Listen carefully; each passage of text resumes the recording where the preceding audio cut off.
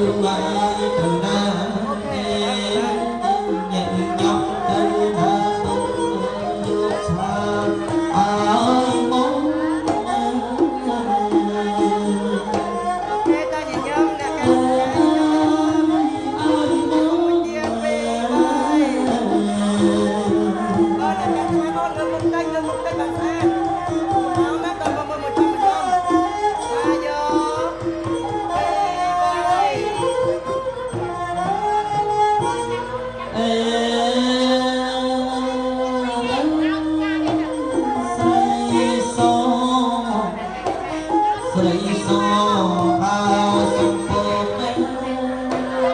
kênh Ghiền Mì Gõ